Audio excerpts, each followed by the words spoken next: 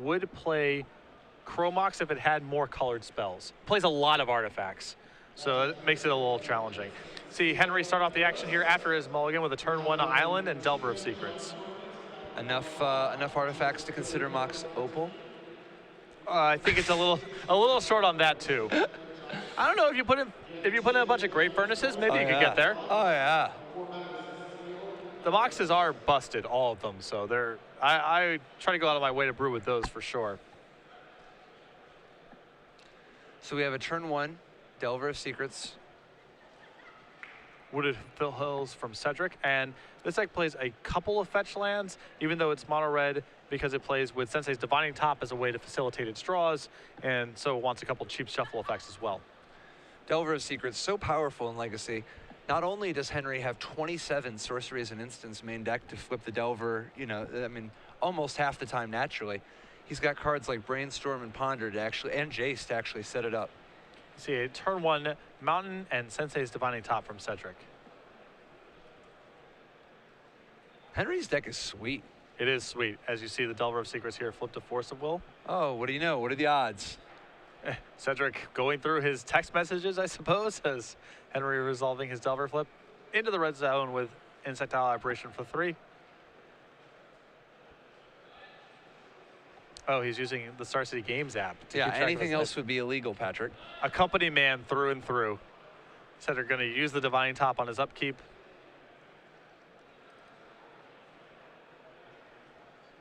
Now we're going to find out, does Cedric like this general collection? It looks like he does, so he's going to keep them all. He could have took the fetch land just to get a new look, but looks like he's generally pleased with the state of affairs on top of his deck. So what do you think of foil Urza's Legacy Mountains? Well, technically they're Saga. I'm not a big fan Yeah, but there of, were no Saga Mountains. It's a, Foil Saga Mountains originally. right, these are the promo ones. Yes. I am not a huge fan of foils as a rule, but I do like arena / promo ones a little bit better than ones that come out of a pack. For those of you wondering, Cedric does not actually own these cards. This is a deck he's borrowing from one of our buyers, John Suarez, and he takes his painter deck very seriously. So there's going to be a lot of pretty awesome foils and foreign cards played over the course of this match.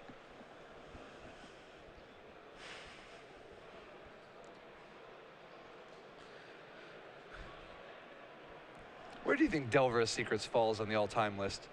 Like among the creatures, you know, not like Emrakul and Grizzlebrand and stuff, but out of the creatures, is Delver in the top 10, top 20? It's hard to separate Delver of Secrets from how good blue spells are. That's the issue, you know what I mean? But blue spells are exactly as good as they are. So once blue spells are as good as they are, how good is Delver of Secrets? You see an upkeep on Henry, a Lightning Bolt on the Insectile Aberration on Henry's upkeep here from Cedric. I would say it probably makes the top 10. It's close. Yeah. I could see it top 10. I think I got it right around number 12. And Henry's going to fight over this. He's a little land light, so worth discarding his pretty expensive and largely uncastable Jace the Mind Sculptor to this Force of Will. We'll see if Cedric has any response. Let's it go. Cedric then cracks the fetch land, also still inside of Henry's upkeep. We're going to see a red blast of some sort? Possibly. Cedric's deck with 3 copies of Lightning Bolt along with 4 Pyroblasts and 2 Red Elemental Blasts. So a lot of cards to fight over this Delver. And there's a Red Elemental Blast.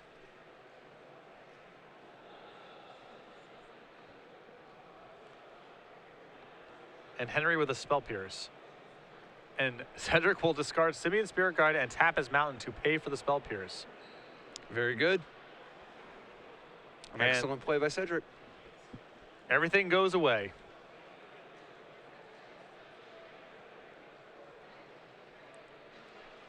Henry draws his second land, another island. Now Cedric, not under the gun, a lot more wiggle room to set up shop here.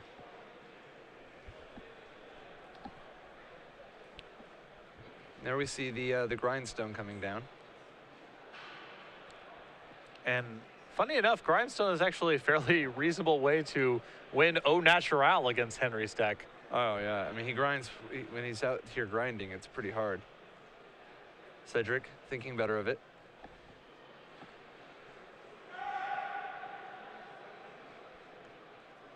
Sequencing so important in Legacy, especially against blue decks with all their soft permission. You got to map out multiple turns in the head. There's the painter.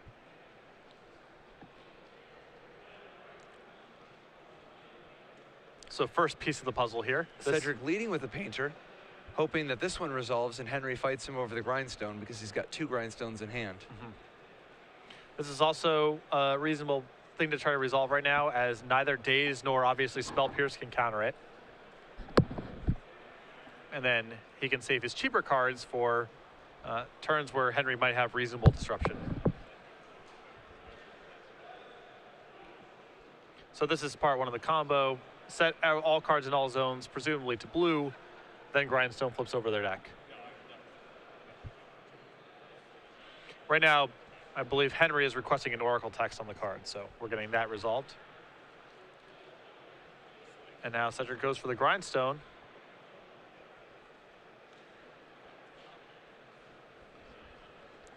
And I'm not sure exactly what the confusion is, although perhaps because the card is in Korean, he is just, again, asking for confirmation. Cedric playing a lot of Japanese and Korean cards right now.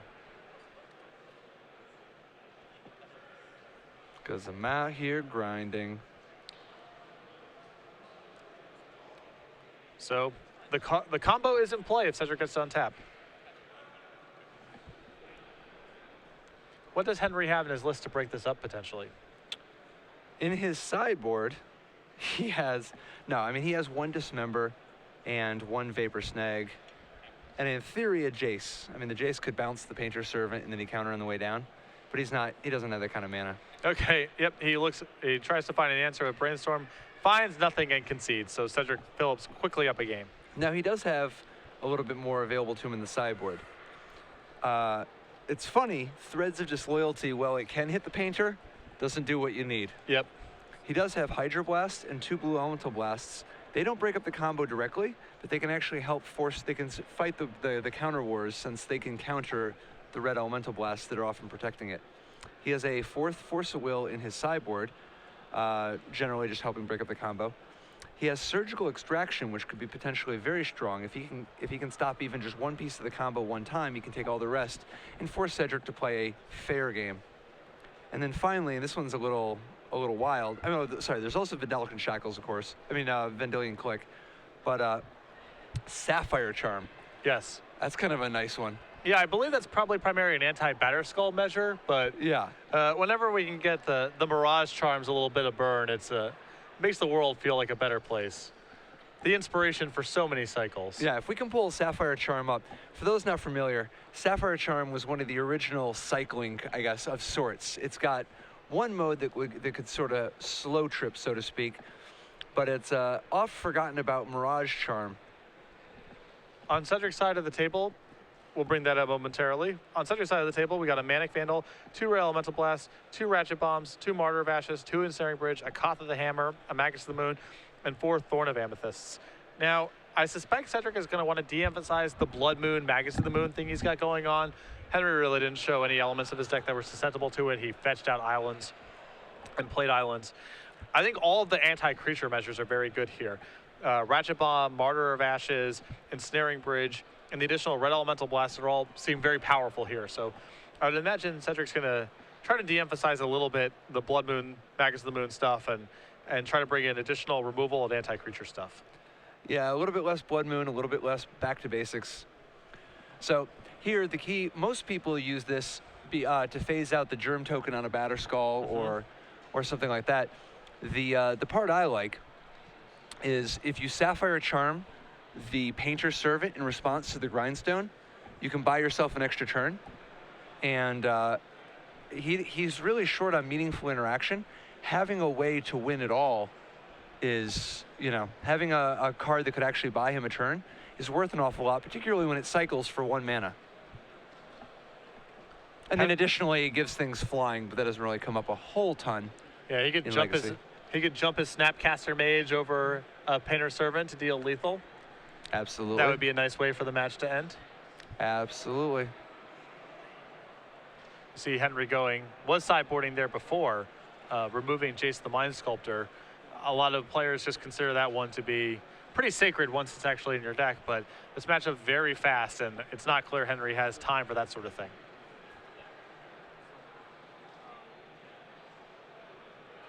Sapphire Charm, man.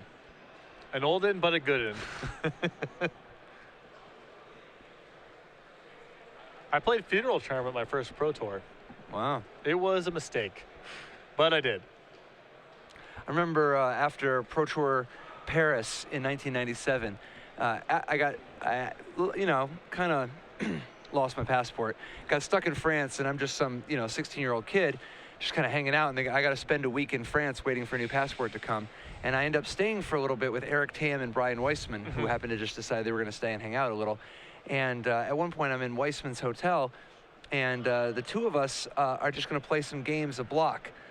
He has built Jason Gordon's blue-white deck, and I have Jason Zila's physical black, blue, red reanimator deck that he top-8'd with. Jason Zila kind of just wanders into the room, passes out, and his deck is laying there, so we just start playing with it. And the Jason Gordon blue-white deck featured Sapphire Charm for the express purpose of Sapphire Charming the floodgate. There was a wall that it was a 0/5 wall that would AoE do damage if it left play. Yeah. But the funny thing is, if it flew, it had just this weird text that if it ever gained flying, the gates would be open. So a lot of synergies. Oh yeah, but the point is, Sapphire Charm, top-8ing Pro Tour Paris all the way back in 1997. And still keeping it real today. Oh yeah, Sapphire Charm, long, well-decorated history. Cedric here taking them all again. That was the same Pro Tour where eventually, so him and I are just playing games, Weissman and I are just playing games. Eventually, out of nowhere, we hear a pounding at the door. We go open the door and we're expecting it to be Eric Tam, who was supposed to actually be staying in this room also. Because Zila had nothing to do with anything. He's just crashing here because he doesn't have a room. So we go open the door and it's Finkel. And he's like a zombie. He's been up all night money drafting or whatever, pride drafting, whatever. And his eyes are closed. He's kind of just stumbling. And we just open the door and he just wanders in without saying any words to us, and then just climbs into bed with Zila. There's 2 beds, the other bed's empty, but the closest one is the one with Zila. Finkel just slides into bed with Zila without saying a word, and this is in his room. I mean, we're friends with him, and it's like, oh, come on in, John. And this is John before before they were stars. Right. I mean, this is like literally, this had to be a year before John ever, I think this was several Pro Tours before John got his first adult top-8. John stumbles in, climbs into bed with Zila, wraps the arm around, and it's like they're not even taking up that much of the bed. Jason Zila is still in the Magic community as well. Obviously, we see John all the time on coverage. Jason Zila with working in California. Yep, as a turn 1 alternate cost Gitaxian Pro here. Jason Zila actually beat me as a winning in a PTQ that we drove out to Phoenix together not that long ago. Oh, okay. Yeah. We see a hand here of Cedric here. Sensei's Divining Top, 2 copies of Painter Servant, an Imperial Recruiter, a Lightning Bolt, and a City of Traders. Got to warn you guys at home. I'm sorry if you're not up for the stories from the old days. Patrick and I, not as much sleep last night as a result of the long day. We're going to be getting into the wild tangents. If you don't like it, tweet at us, SCG Live, hashtag SCGSEA, and just say hi. I'm sorry, I'll get it together. This is a City of Traders, and this is a Gitaxian Probe. Yep. Henry writing down all the contents here. Cedric with a pretty soft keep on 6 cards here, but Sensei's Divining Top potentially allows him to find a mountain, and which really turns his hand on. Me too. Now, if you're Delver, what are you looking to do here? Just put down a clock? Yeah, you got to get the ball rolling real fast here. I mean, is this a Delver of Secrets type of matchup, or is it possible this is the type of matchup that you win with cards like Jace the Mind Sculptor? I think that if you have better defensive tools, you have more spot removal, Source of Plowshares to break up the combo, or Pithing Needle type effects to stop the combo, then you can get a little bit grindier here and try to win with something like Jace and just Fate Sealing. I think that's much more challenging to do when you don't have that many defensive tools. Yeah, I mean, he's got a ton of counter spells, just a ton of them. But if Cedric can slow the game down a little bit, lots of the counter spells stop working, right? Like Spell Pierce and Daze. And Cedric is also capable, with all the red elemental blast effects he has in his deck, of overpowering Henry's defenses in one turn. Yeah, I mean, absolutely. Cedric's got 8 different red blasts he could use on a Daze. Or a Spell Pierce, perhaps. Cedric topping on his upkeep. Critically found the mountain on his first draw step, so now he actually has a fairly explosive hand. It's possible that the beatdown creature of choice for Henry is actually the Snapcaster Mage, just because with 8 red blasts and the Lightning Bolt, Cedric's not short on ways to kill a Delver, but the Snapcaster Mage can draw a card and get him that much closer to getting into Jace space. We see Painter Servant. And a hard cast Daze from Henry. Now this isn't the this is not the best matchup for Delver because so much of their strength comes from Back to Basics, a card that is not particularly effective against Cedric.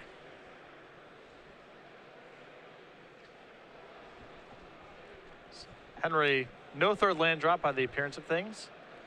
Pretty loaded grip. He does have the ability to Snapcaster a Gataxian Probe if he so chooses. And you can see Henry very animatedly mulling this over. I couldn't say no to this kind of value. We are nothing if not lovers of value. Here we go.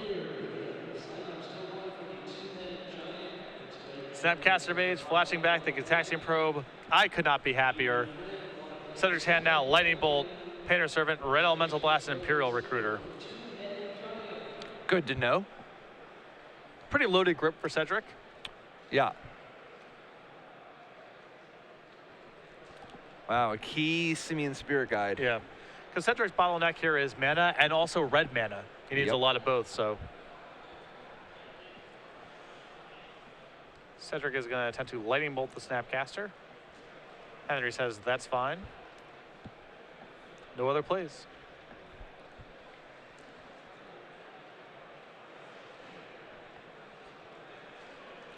Oh my gosh, have you seen those counterspells? Yeah, actual factual counterspell.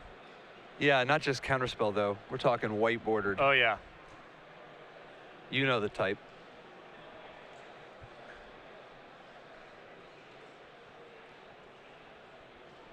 Big brainstorm here, finds a third land, a lot of cantrips. Still not much in the way of anything proactive going on, which is the biggest thing. Yeah, I mean, he really does need to get some kind of an advantage. That Snapcaster Mage helped because each time he can, get +1 card on an exchange, that's that much closer to setting up a Jace type situation and just eventually running Cedric out of resources. However, with no pressure and Cedric able to top, Henry is falling a little bit behind. Yeah, for those of you who aren't that familiar with Legacy, you're probably looking at Henry's hand and saying, how can Cedric possibly win? There's so many counterspells, but the combo decks in Legacy are really explosive and able to overwhelm those kind of defenses in one turn once they have sufficient mana and resources to work with. The biggest weakness Cedric has at the moment is that City of Traders instead of more mountains. He's bottlenecked on red mana, and if he plays more red mana, he'll eventually be down 2 mana. The upside is, sort of for the time being, Cedric's not in a huge rush to do anything. Henry's not putting any pressure on him, so he can spend some time trying to build up his board here, trying to build up his resources, and trying to overpower in one turn. And Cedric's got a lot of threats that are very powerful on the table. If Henry lets them resolve, he can't really get rid of them. Like for instance, once this grindstone hits, there's very, very little that he could possibly even do beyond hope to counter the painter. All right, so Henry wants to pick a fight over this one, and he's going to try to force a will this grindstone.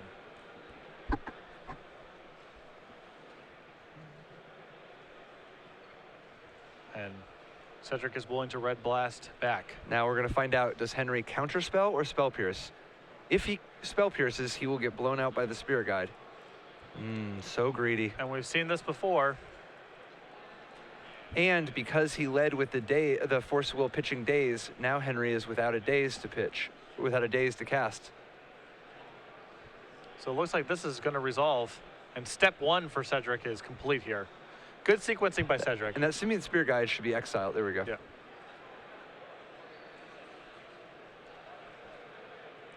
And we know he has Imperial Recruiter in hand, and that can get the other piece.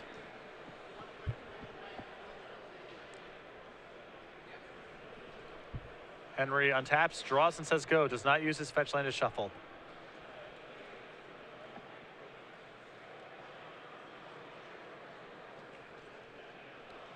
And it's so critical for Cedric to get that one piece of the puzzle in play once he has Divining Top, as now he has a lot of time to find the second piece. A lot of ability to set it up. And quite frankly, against a mono blue deck like Henry's, I mean, it's going to take Cedric somewhere in the ballpark of 6 activations just to grind him out naturally. Right. All right. Cedric is going to try to resolve an Imperial Recruiter. This allows Cedric to tutor for a plethora of targets, including Painter Servant, but Henry uses actual factual counterspell to shut that down. Well, some white-bordered imitation. It stands out in a special stark contrast to the cards that Cedric is playing with. Well, and his own cards. I mean, he's got unglued land. He's got, well, I guess most of those cards are from black-bordered sets, but. All right, here is a Gitaxian Probe, reveals that Painter Servant is in hand, as we knew about. Cedric with another land in hand, but almost surely not going to play it until he has yet another land to make sure that he has 3 mana at all times. And here is Delver of Secrets. This is a big piece of the puzzle for Henry. Very much so.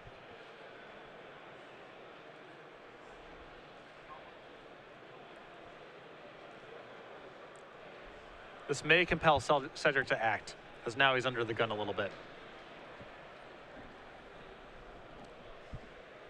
Cedric attempts to resolve Painter Servant once again. Henry again matches with Counterspell.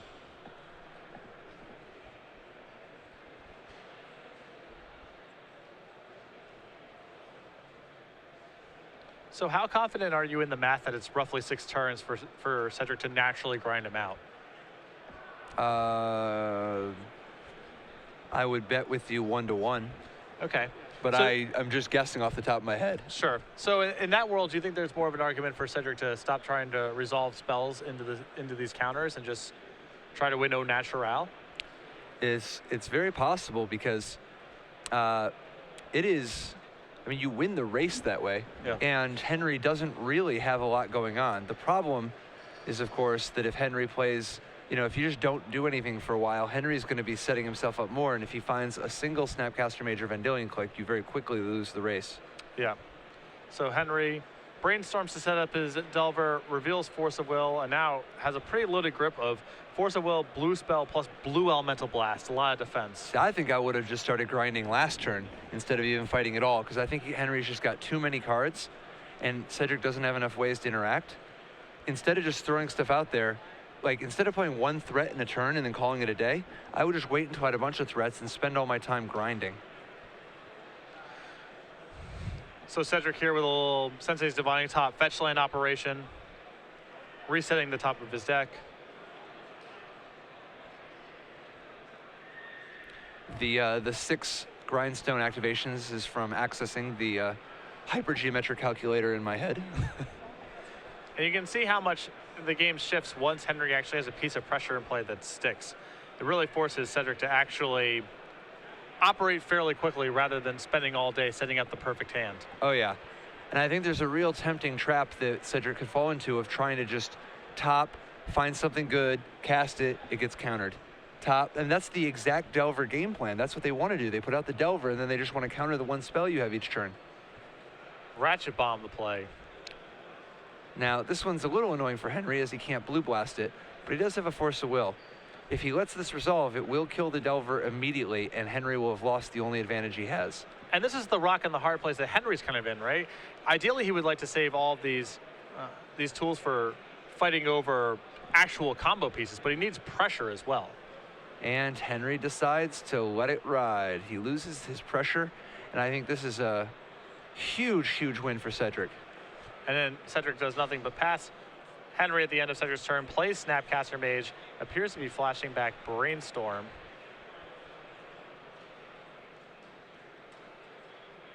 And that's going to draw a Pyroblast from Cedric. See, and I think this is why you gotta play the Snapcaster on your own turn. If you Pyroblast the Snapcaster, you Blue Blast to protect it, and then you flash back the Gataxian Probe. Actually, you don't even have, do you have, yeah, I think you have one more probe, right? Yeah. Still, Henry does keep the Snapcaster Mage, now has a piece of pressure in play. Draw is Jace the Mind Sculptor. If he's able to find one more land.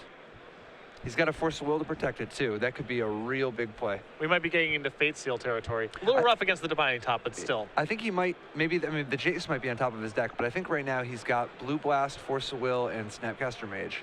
Cedric intending to resolve a Spellskite. This is a singleton in Cedric's list that he can go get with Imperial Recruiter.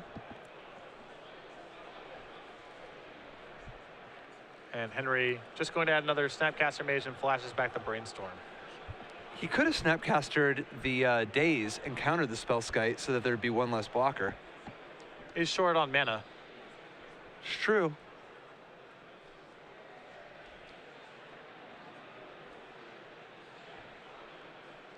So now Henry untaps with 4th land and Jace the Mind Sculptor in hand.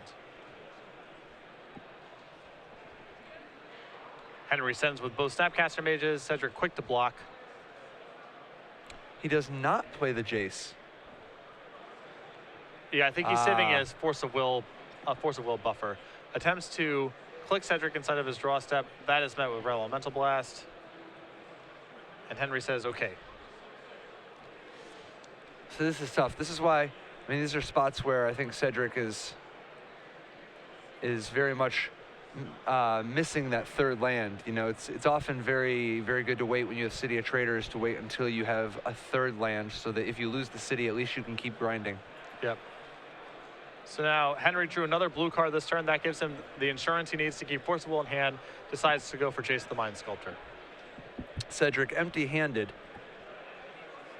Getting close to being locked up. I mean, Henry can't actually control the top of Cedric's deck particularly effectively, but Henry has so many counterspells in his deck, he's basically going to draw a counterspell every turn. And Henry on a full beatdown plan, not bothering to Fate Seal, just unsummons the Spellskite and sends across for 4.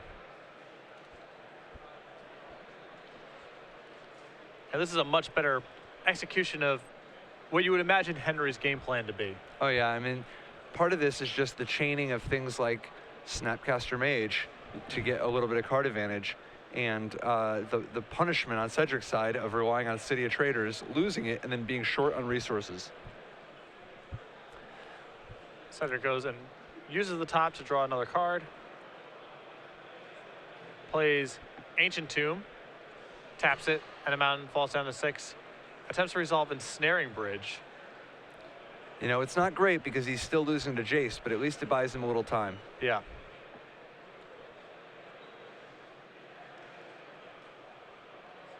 Wow. Ambitious. Henry wants to fight over this, and he Force of Wills. And Cedric Red Blasts. So, Henry now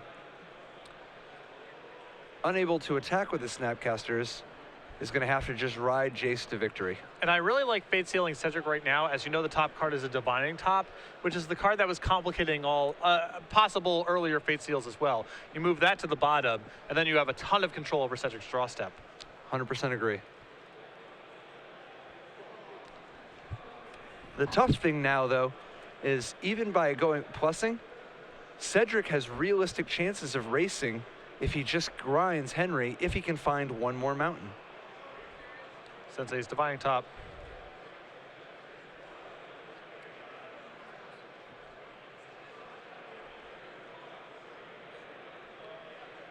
Henry had picked up a Spell Pierce last turn, but Cedric has the mana left over. Now here's a question for you. If you're Cedric, do you take the 2 damage and grind Henry? It is risky to do so, as Cedric may need that Ancient Tomb to do other things. Well, plus if he ever takes a hit from the 2 Snapcasters, like if he gets stuck with a card in his hand, but he is confident he won't get stuck.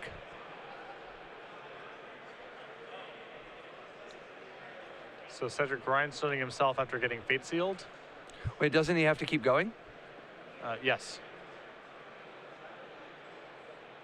All right, now he's good. But Cedric does eventually need mana to go off here, so he can't be super liberal about using that Ancient Tomb. Very much so.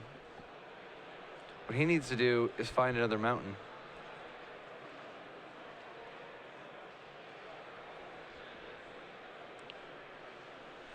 All right, Cedric's still topping in upkeep.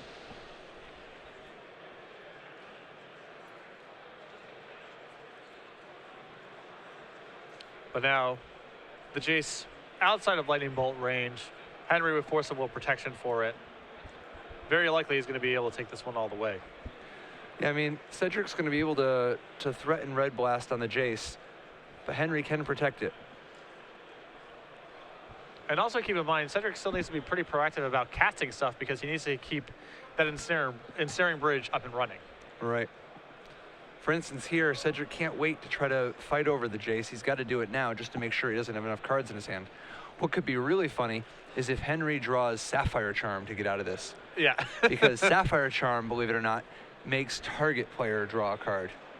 And he can make Cedric draw a card, and as a result, be stuck with too many cards in his hand, meaning the Ensnaring Bridge doesn't work. That, my friends, is Legacy. All right, Cedric tries to go for Pyroblast on Jace. Is Henry willing to use his last counterspell to fight over this? My guess is yes. Jace, such a powerful weapon. I mean, it's giving him an extra awesome card every single turn. And it's a road to victory in just a few turns. Well, I will say there was an argument there, I think, potentially, for simply spell piercing. As that forces Cedric to tap the Ancient Tomb. The Ancient Tomb is then shut off for the remainder of the game. You have a Force of Will left over, so any blue card you draw is tremendous value. And because Cedric can no longer use the Ancient Tomb for mana, it makes it far more likely that he's going to draw cards he can't cast, and then you can simply attack for lethal with your Snapcaster mages. There's a lot of dimensions. It's possible, definitely.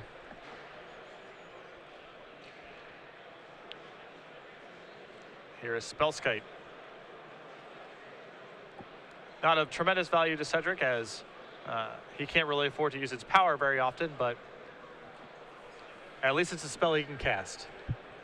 Well, it also, like right here, potentially ensures that he lives.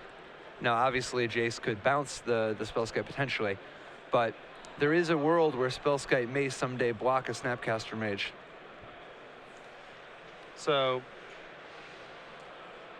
yeah, Henry here, face healing Cedric, seeing Jaya Balor Task Mage, another oddball Imperial Recruiter target that Cedric has access to, and Henry is asking for a read. Yeah, long and short of it, the card can Pyroblast, the card can Incinerate, and the card can Inferno. Yeah. And it's not straight up Pyroblast, it's obviously only destroying a blue permanent, but this is a callback to the fact that Jaya Ballard is actually the one quoted in the flavor text of Pyroblast, Incinerate, and Inferno. Mm-hmm.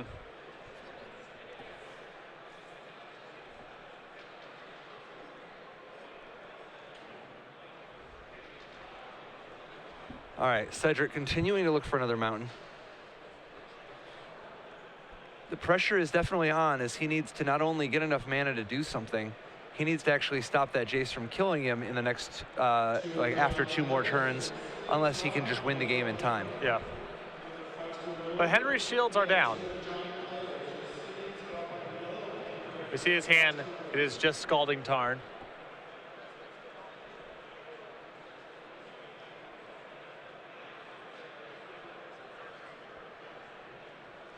Henry just trying to go all the way with Jace.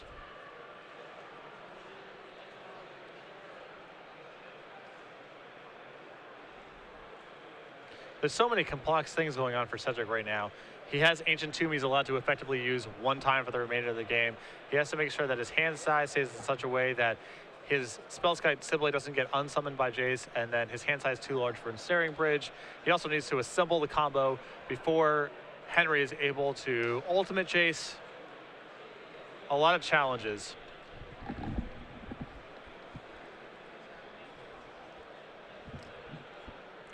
Henry very clearly on the ultimate Jace plan, mostly just looking for as much insurance as possible to make sure that nothing goes wrong.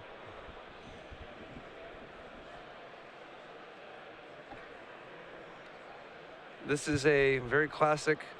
Oh, wow. Yeah, I think he's going to try to. By bouncing the Spellskite, Cedric has too many cards in his hand. Oh, and he has 2 copies of Simian Spirit Guide to discard to get his hand under hand size. Interesting. And he does choose to grind himself so that he has more fresh looks with the top to try to find a land. Yeah. A lot of nuance to these games, certainly.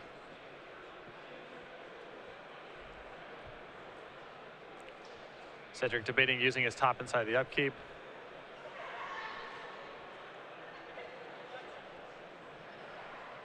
He's trying to avoid tapping that Ancient Tomb again, and so using the top on the upkeep with Spellskite in hand is a pretty significant cost. Definitely.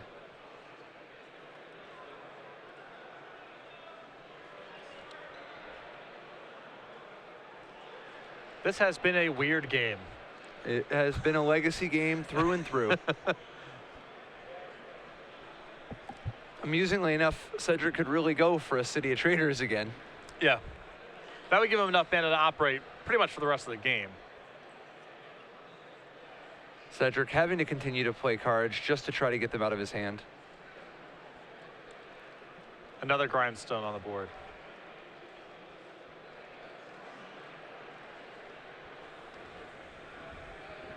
Is that Vapor Snag the draw? Vapor Snag has a lot of applications. Not only could it potentially bounce the Spellskite, in the right circumstance, it might bounce a Snapcaster Mage in order to make a Force of Will or a Counterspell.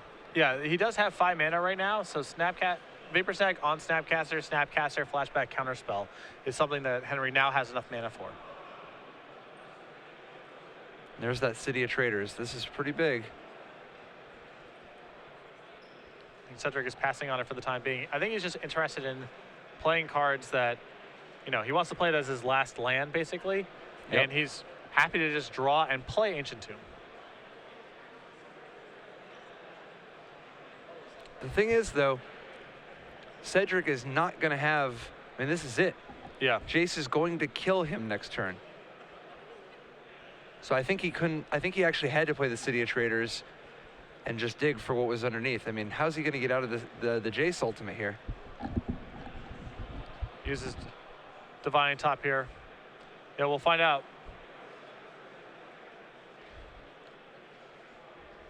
Well, he does have a Lightning Bolt now to buy him a little bit of time, but I don't think it's going to work out. Not a long-term solution to the problem he's particularly facing. With that Vapor Snag. Yeah.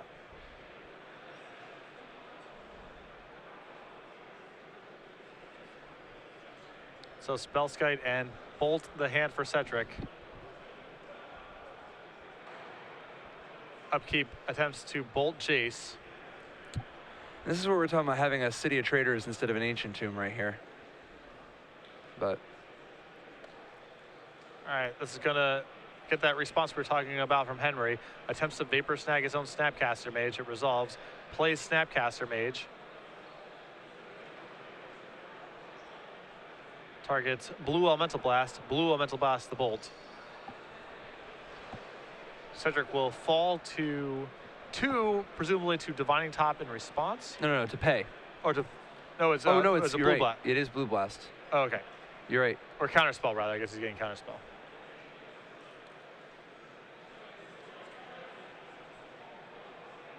Oh, sorry. He got Blue Blast. There was some confusion about which card was getting out of the graveyard, and Cedric concedes the Jace Ultimate. Lightning Bolt is good. I would even say great. Jace the Mind Sculptor. Still better. It is better than all. Henry Romero, I'm assuming, taking a quick rest stop here before we go into a third game. 10 minutes left on the clock. Might get a slight time extension. Welcome back to the booth. Patrick Sullivan, Patrick Chapin. Stars Games Legacy Open here in Seattle. Henry Romero and Cedric Phillips matched up in a really weird set of games thus far. Yeah, it's going to be a little bit wild when the Back to Basics deck and the Blood Moon deck run head to head. Yeah. Because both of those decks are playing kind of kind of janky cards that they're like, well, I'm going to get enough free wins to justify playing kind of this loose strategy because of my ability to hose non-basics. Well, they're both on that plan. You strip the back to basics and Blood Moons out of both of their decks, and you end up with this weird, yeah, I just sometimes cast Gray Ogre. Yeah. That's the thing I do. There's been a large uptake, at least in the last couple of months, in the Open Series of the amount of Blood Moons and back to basics circulating in lists. I mean, with the popularity of various Delver strategies, whether it's Rug or Blue, White, Red or Bug, these are all decks that are extremely susceptible to non-basic land hate. And so we've seen, you know, Blood Moon's a fairly easy card to incorporate into pre-existing decks. There's a lot of mono-red strategies that can use Blood Moon to pretty good effect. Mono-red? Back to basics, a harder card to incorporate as it's harder to build mono blue decks. Well, no, I've said mono blue decks. Although we have seen it in some Esper shells, people are going out, you know, it's a lot of work to make that happen, but people are definitely going out of their way to play the non-basic land hate in the face of the rise of all these Delver strategies. Oh, yeah. Yeah, but I'll tell you what I want to do. I want to play with 4 Misty Rainforests, 4 Scalding Tarns, 1 basic mountain, 1 basic forest, a bunch of islands. You know, obviously a volcanic and a tropical and all that, but like back to basics in a Rug Delver deck. Yeah. So you want to have Tarmogoyf. Mostly. And maybe some bolts or things along those lines. Mostly. Red, I want Pyroblast, Lightning Bolt, Tarmogoyf, and blue cards. Yeah. I think eventually that deck ends up just becoming Rug Delver as you play more games with it and figure more things out. But I do appreciate where your heart's at. Yeah. Yeah, my heart's at KFC. I meant Shout out to the Colonel. I meant more in a Magic sense. Oh, it was magic every time I was.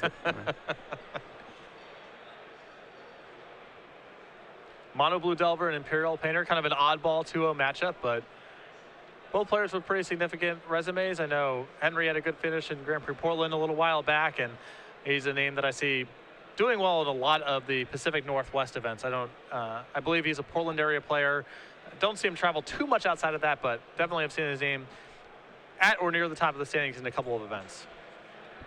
You know, you don't get white meat at KFC in Hawaii unless you order ahead of time. I did not know that was a thing. Yeah, the default, it's just dark meat. And if you actually want white meat, you have to special order beforehand, where they don't even bother making it unless you place an order beforehand, because they sell so little of it, they don't want to just have it sitting around. That's pretty wild, man. Just another interesting factoid. No. This is all relevant because today is about legacy, which means fetch lands and shuffling for your opening hand. Oh, sure. And sometimes we can share our war stories from like Nam or Pro Tour Paris. And sometimes we can share our insights from like Pro Tour Hawaii. Sure, absolutely. 1, 2, 3, or 4. There is a lot of shuffling. These two decks are actually fairly shuffling light as far as legacy strategies go. But that said, there's still a lot of it. Oh, yeah. Yeah. Well, and there's also just opening hands, like basically before every game. Yeah. This is at least once, sometimes twice or more, which we are seeing from Cedric, who's taking a mulligan. Now, for a couple of decks that are relatively, they're relatively brisk. They are not high on time. I think they might have a slight extension, but if there is one, it would not be by much. Yeah, a lot of it just has to do with Cedric's Divining Top activations. Anytime that card is involved in a protracted game, it's just going to take a lot of time. Yeah, it is the ultimate protractor. Yeah. Cedric taking a look at his 6 momentarily.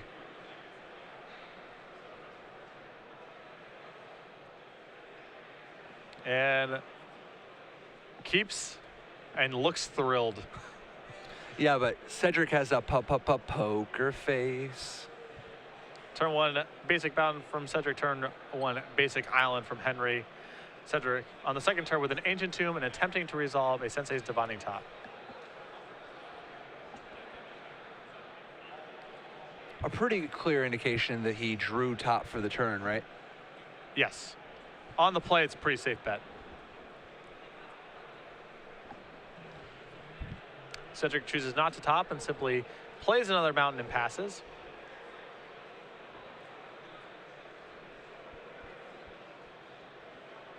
Henry in the same spot again, you know, needs to find pressure.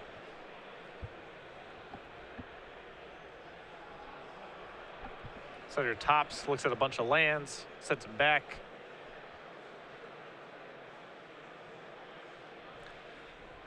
Looks like Cedric's a little heavy on mana, a little light on business, and that's particularly tough against a deck like Henry's with 17 counterspells and lots of card draw to find them. Cedric's past the point of being able to bottleneck Henry on mana, really. So at this point, Cedric's got to try to ride this top to victory, where he's looking for enough threats to eventually run Henry out. Yeah, and your point about the, you know, the attrition war to try to set up Jace is really well taken, especially since Cedric's deck has so many mulligans or implied mulligans in it, so many low impact cards trying to set up shop. Various, you know, Imperial Recruiter targets that he draws that have low impact, or, you know, just a lot of different stuff that doesn't make a huge deal. It really magnifies Henry's counterspells on Cedric's action. Oh yeah. Although I'll tell you, Jaya Ballard is not low impact. No, that is a card that brings the beats, the funky beats. And Jace the Mind Sculptor, the draw for Henry. Chooses not to cast it, clearly still wants to leave the mana up to protect himself at least for a little while. Also just doesn't want to walk face first in one of Cedric's 8 red blasts. Yeah. So Cedric tops and shuffles with his fetch land.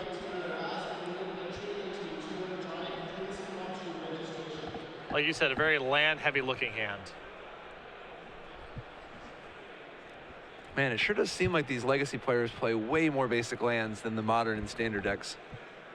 But I guess they got that luxury because of all those fetch lands, and we just we just so happen to be tuning into a mono v mono. Well, Wasteland is also a huge influence on that as well. True. Cedric teleporting his hands onto the playmat. Cedric going for the first real play of the game here. Tries to resolve Imperial Recruiter. It's funny. It's possible Henry has Mana Leak. You don't know. Could, yeah. You don't know. And besides, it could always be the obscure triple days. And Henry decides to counterspell. And I like this play from Henry. He tried to wear out the resources to set the stage for Jace.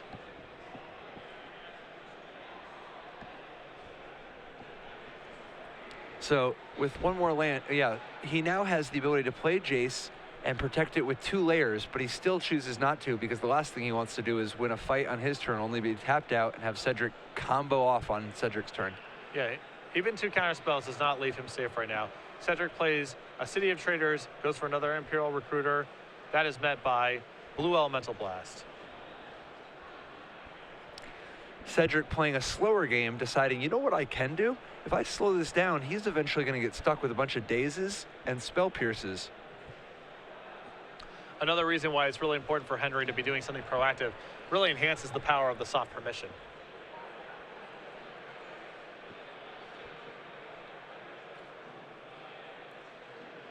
Cedric attempts to resolve Phyrexian Revoker. That is met by Counterspell. Yeah, the last thing Henry wants is for the Revoker to name Jace the Mind Sculptor. And there is... Now Cedric tries to go for Grindstone. And now I feel like this might be the turn where Henry makes his move.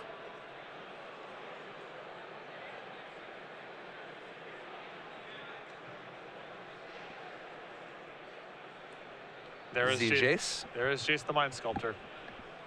It's pretty good. Now the real question is, even if this, as Cedric is going to Pyroblast here, that is met by Blue Elemental Blast. The real question now is, even if this Jace resolves and is good, does Henry have enough time? The clock you see on the center of your screen there is accurate.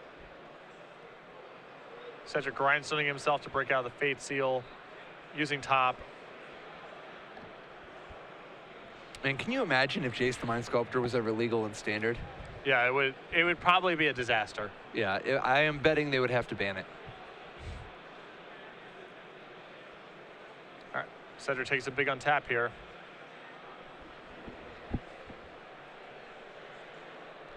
Henry, for all the counter spells he's played, still has Force of Will backup too for all of this. Yeah. Yep. He's got that Spell Pierce, which isn't doing a lot. He's got one more. Is it another Spell Pierce? He's thumbing back at Pierce and a Force. I can't see the third card.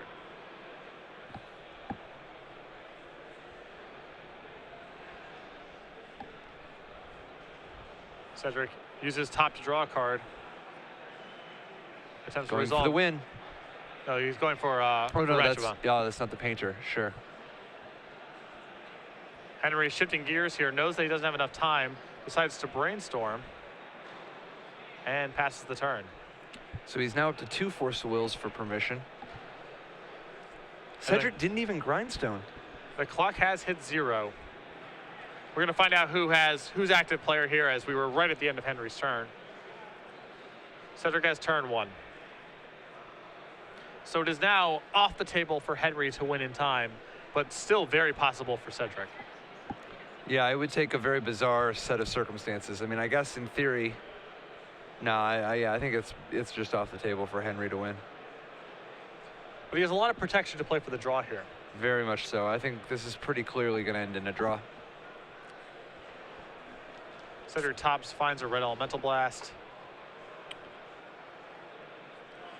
And just passes the turn. No reason for him to fight over Jace. Just keeping his red blast available in case he draws the last piece of the puzzle and try to force through a win.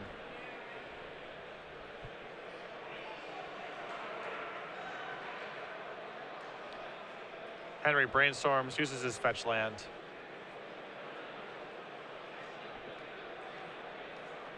But I believe that we are very likely to look at a draw here based on the quality of Henry's hand.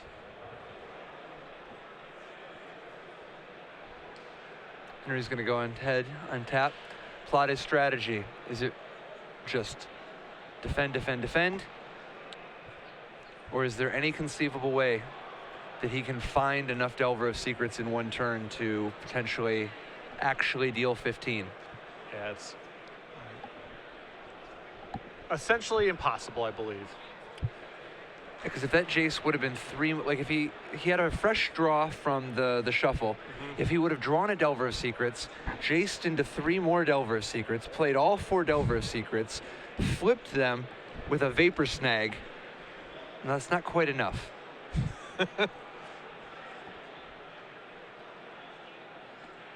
Cedric using top and grindstone, mill himself over, trying to look for more fresh cards.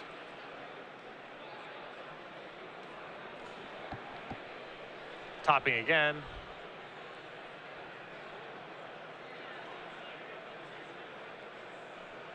He does have Imperial Recruiter and Red Elemental Blast, but again, we know Henry with more than sufficient protection here.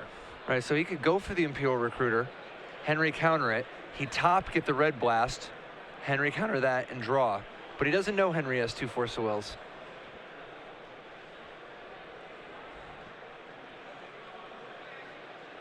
But isn't even there enough time? He's also 1 mana short of being able to pull off everything. Right.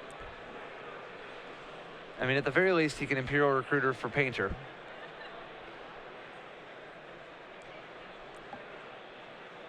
Problem is, there's just not enough time for either of these guys to win. Cedric also looking at Koth of the Hammer. Koth the Hammer. Koth the Hammer, it's time for action. I know you're familiar with that guy. Oh, yeah. We've done some good business together. Interestingly enough, I don't think that Henry's deck actually has much of a way of out to a Koth Ultimate. Oh, no. So that could have been a thing. Oh, yeah.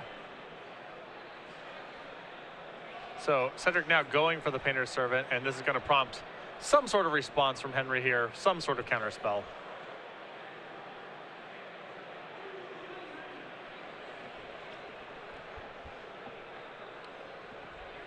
It is Fact or Fiction in response. I was going to say, I hope this is 5 land, just so there's a little bit of justice in this world. All right, Fact or Fiction on the stack. Delver of Secrets, Spell Pierce, Counterspell, Gataxian Probe, Vendilion Click. Why not? I guess you put Counterspell versus no, right? Yeah. This was, I would imagine, not the response Cedric was guessing. All right. So this is where we are? Okay, dude, sure, whatever. All right, a tough guy, huh?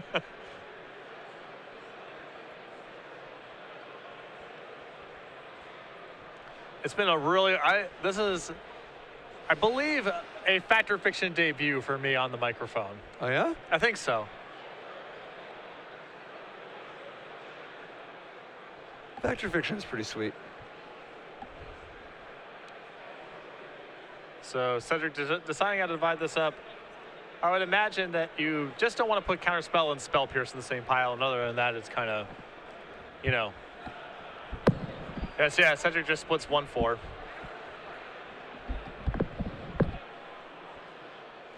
I don't know if this Fact or Fiction was really critical for Henry to resolve, as he has so many tools in his hand, but when you're on camera, there's no way you can not cast it. Takes the Counterspell and casts it.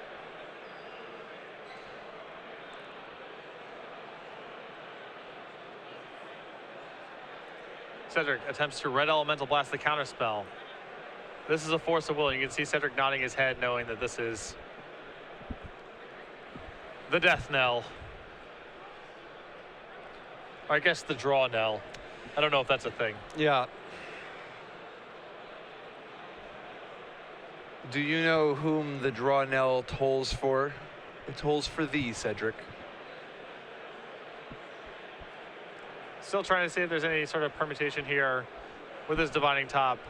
Trying to find another Red Elemental Blast. But Henry with another Force of Will backup, even if Cedric finds it.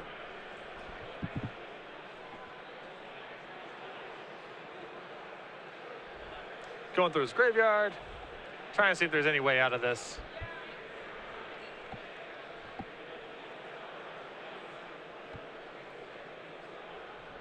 He also has the option of grindstoning himself yet again for another fresh look with the Divining Top. Yeah, and Cedric lets this all go. So we've come to the end of the round. And Cedric tries to stick Koth of the Hammer. Yeah, if it's going to stop right here, it's going to stop on my terms. I just want to make it clear what it's hitting for.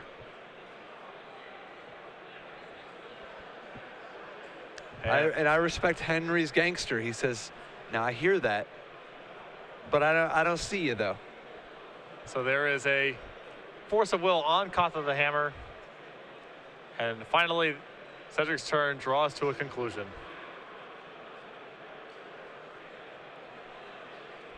Or I guess he can use his Ratchet Bomb. If he's feeling so inclined. Yeah, I mean, well, we're activating things. Well, we're in the process of just activating a lot of things. Nothing's over. All right, there we go. Cedric sees the play.